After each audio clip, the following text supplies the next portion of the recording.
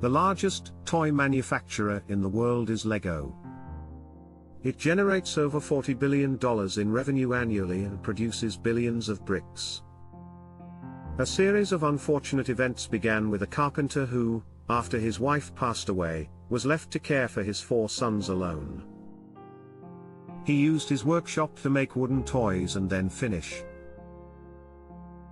Ole Kirk Christiansen was born in 1891 in the Danish village of Pilskov. Despite being one of 13 children and coming from a low-income family, he was able to complete a basic education.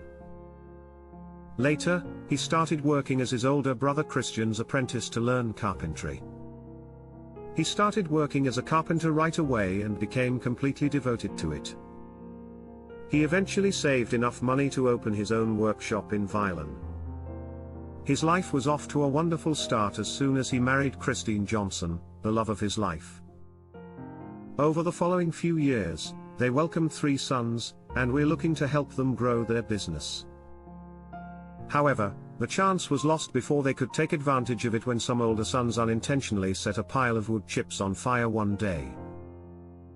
Both the family's house and the workshop caught fire. Thankfully, the family made it through. They rebuilt the workshop and later welcomed the 4th son. But tragedy struck again years later.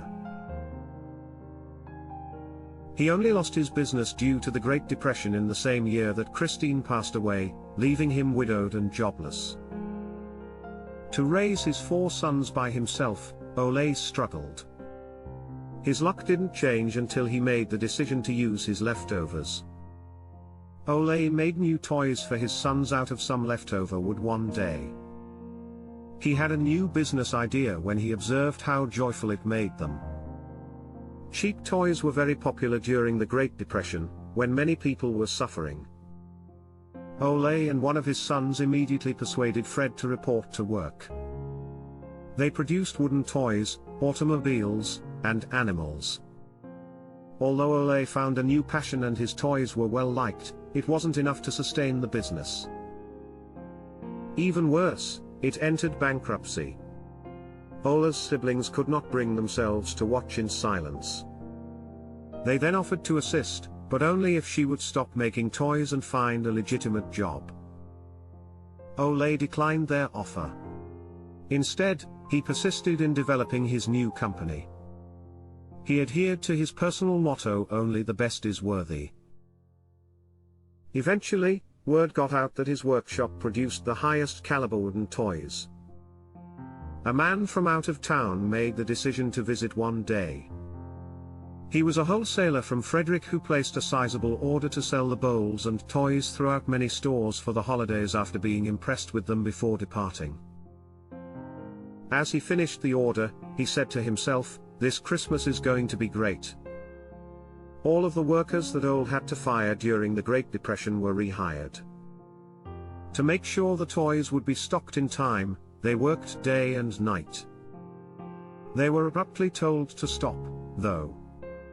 "We have serious problems." Ole informed Fred in a letter that the wholesaler had been informed that he had filed for bankruptcy and would no longer be able to purchase the toys that Fred had ordered. "How will you proceed?" "Christmas, what about it?" Gottfried asked. "We can't even afford food." "I've insisted that I'll handle it myself. I'll go around selling the toys in my car." Despite not having a natural gift for sales, Ole was able to sell all the toys and raise enough money to buy a lot of food for Christmas. After 2 years, the toy industry's sales had not yet increased. So he made the decision to think of a catchy name to draw in new clients. The Danish word leggot, which means play well, served as the inspiration for Lego. Later, he learned that Lego is related to a Latin word for put together. Ole's plan was successful and assisted the company in growing to produce 42 different toys.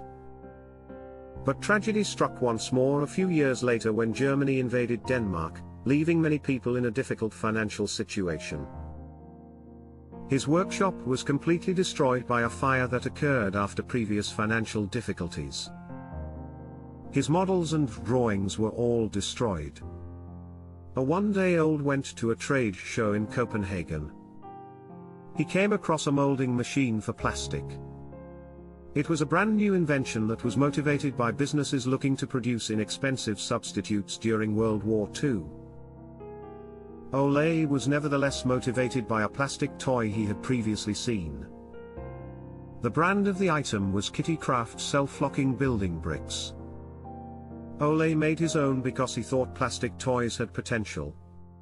Automatic binding bricks was their original name before being changed to Lego bricks. Sadly, the toy vendors were correct, the bricks were difficult for children to play with and failed to pique their interest.